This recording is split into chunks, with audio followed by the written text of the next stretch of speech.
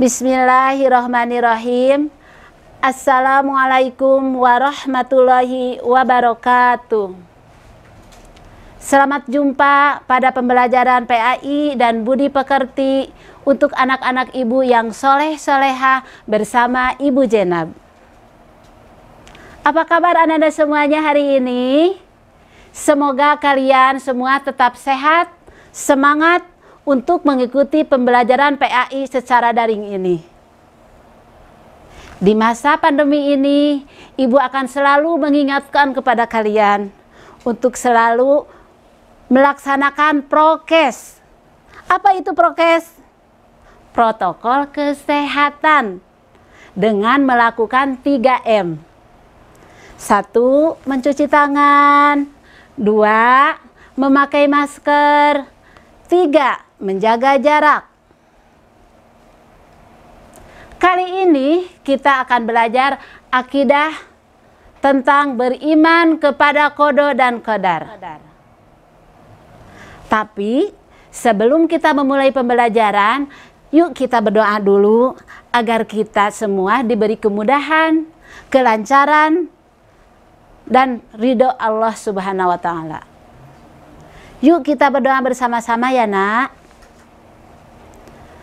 A'udzu billahi minasy syaithanir rajim.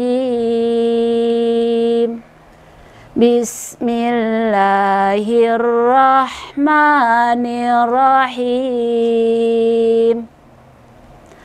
Raditu billahi rabba wa bil islami dina wa bi muhammadin nabiyya wa rasula rabbi jid'ani ilman warzuqni fahman.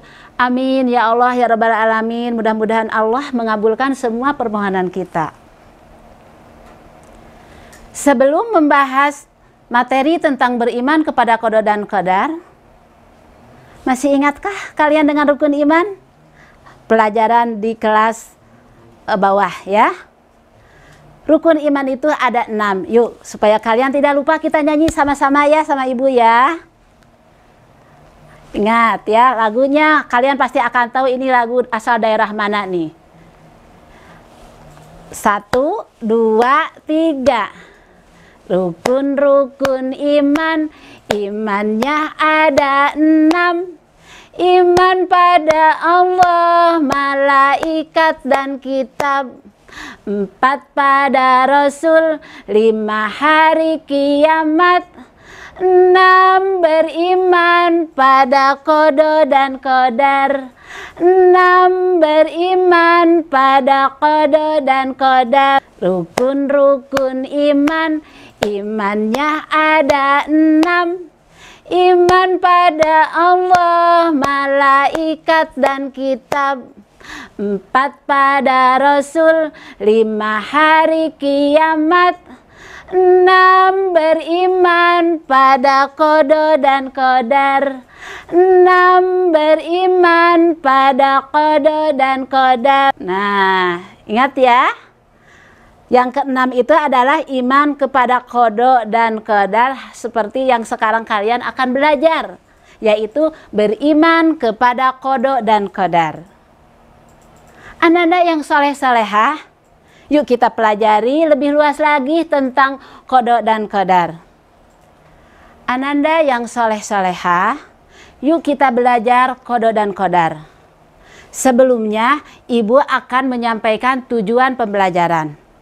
1. Menjelaskan pengertian qada dan qadar. 2. Menjelaskan hubungan qada dan qadar. 3. Membedakan takdir mu'allaq dan takdir mubram. 4. Menerapkan beriman kepada qada dan qadar dalam kehidupan sehari-hari.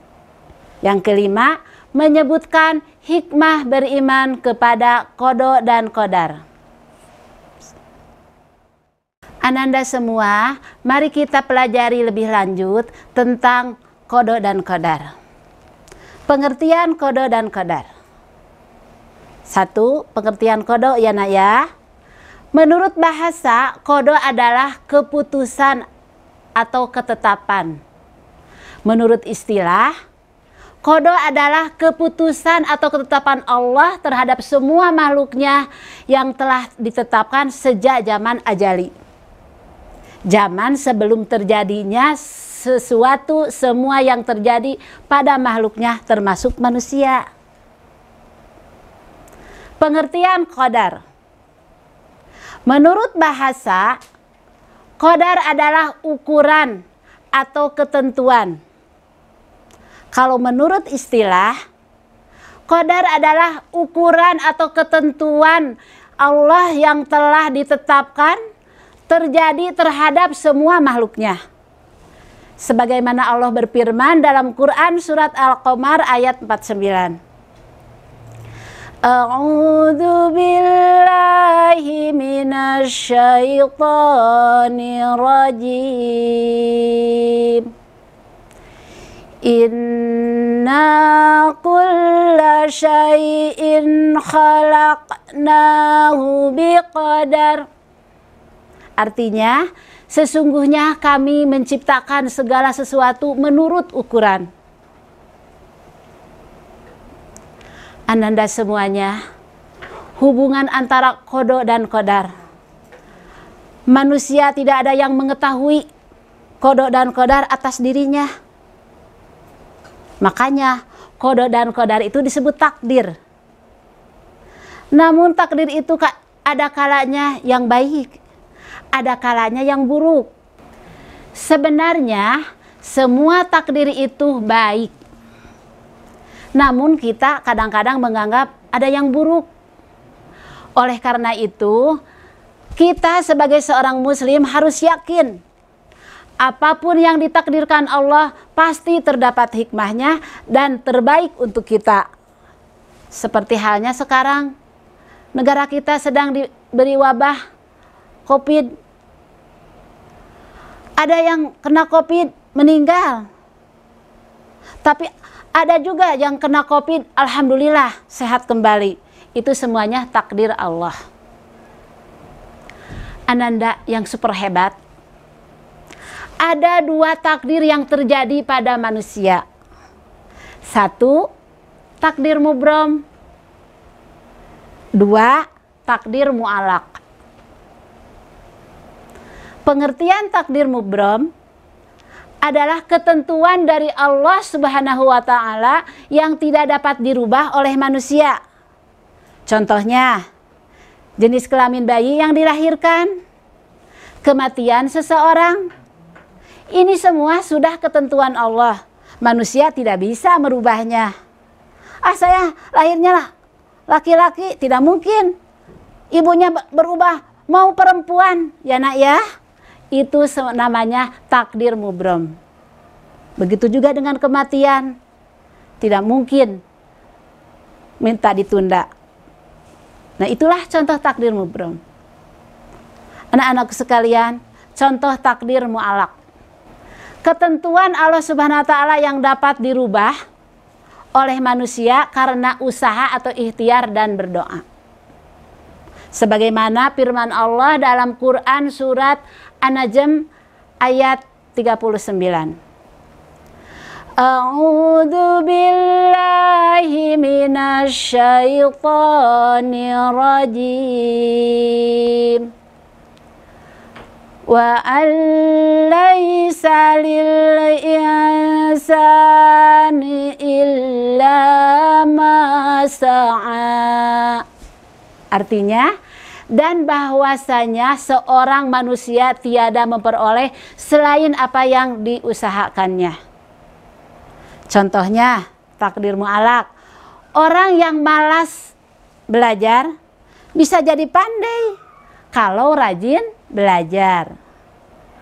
Orang yang rezekinya sedikit bisa jadi banyak kalau rajin berusaha dan bekerja keras. Apa saja contoh beriman kepada qada dan qadar dalam kehidupan sehari-hari?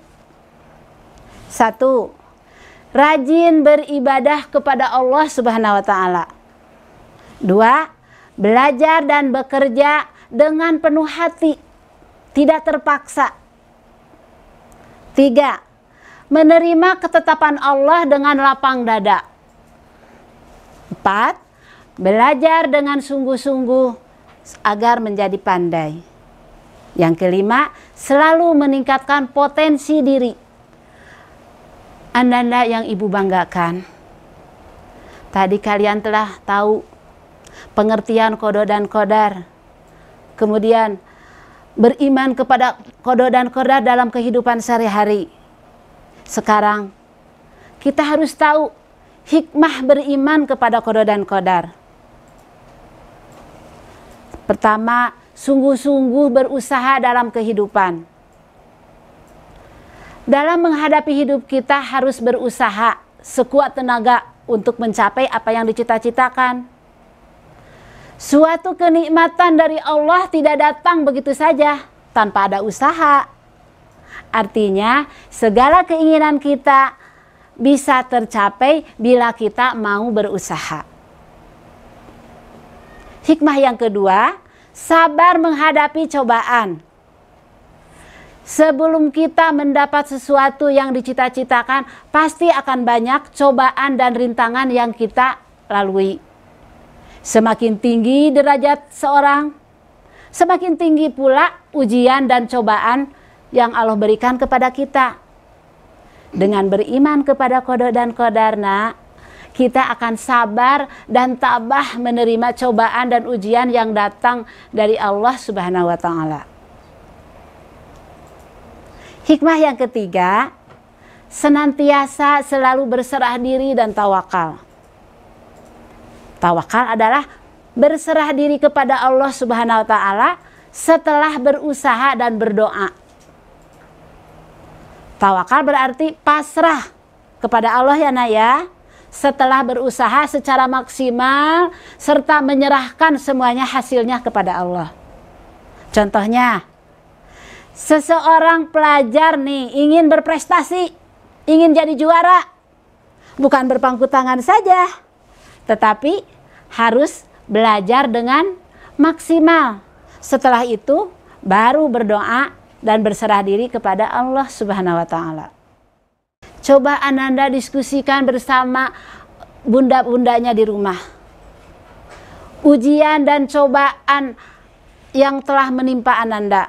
Kemudian pikirkan apa hikmah yang Ananda ambil dari ujian dan cobaan itu. Kalian tulis atau melalui voice note, kirim ke Google Classroom ya nak ya.